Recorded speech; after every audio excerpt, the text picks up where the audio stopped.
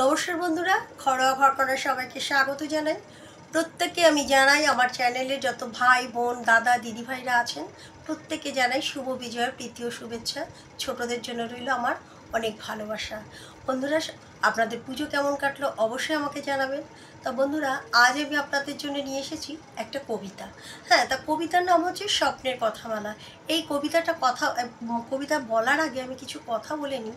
বন্ধুরা, আমাদের পরিবার এখন যে বর্তমান বাজারের যা অবস্থা চলছে, যে হারে জিনিসের দাম হচ্ছে, আমাদের স্বামীরা প্রত্যেকে কিন্তু সংসার চালাতে হিমশিম খাচ্ছে। কিন্তু আমরা নারীরা হয়ে যদি কিছুটাও আমরা পারি তাদের কাঁধে কাঁধ মিলিয়ে চলতে, হ্যাঁ, আমাদের প্রত্যেকটা মানুষের মধ্যে কিছু না কিছু প্রতিভা থাকে।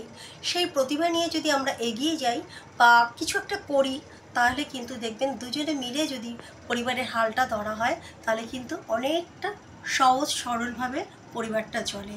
তা আমি সেরকমই একটা কবিতা বলছি। কবিতার নাম হচ্ছে স্বপ্নের কথামালা, লিখেছেন মল্লিকা সেনগুপ্ত। আমরা গাইব স্বপ্নের কথামালা, আর ভাববো না দুঃখ কষ্ট জ্বালা। অনেক তো বোন দুঃখের কথা হলো, এবার আমরা গাইব খুশির শ্লোক। পরস্পরের হাতে হাতে হাত রেখে ঘুরবো, একই সঙ্গে হাসবো খেলবো পুড়বো। আজ আমাদের লড়াই জেতার পালা। আমরা একক, আমরা কয়েক হাজার, আমরা চালাই ঘর সংসার বাজার। আমরাই বুনি আবার নকশি কাতার পার। একজোট হয়ে মানবো না আর, আজ আমাদের সমানাধিকার পালা। আমরা গাইব স্বপ্নের কথামালা। আমরা গড়ব আমাদের সংসার, ভালোবাসা দিয়ে শাসন করব, আর মাথা নোয়াবো না কারোর কাছে বারবার। অনেক তো বোন দুঃখের কথা হলো, এবার আমরা শপথের কথা বলবো। এসো মেলে ধরি শক্তির ডালপালা, আমরা গাইব স্বপ্নের কথামালা।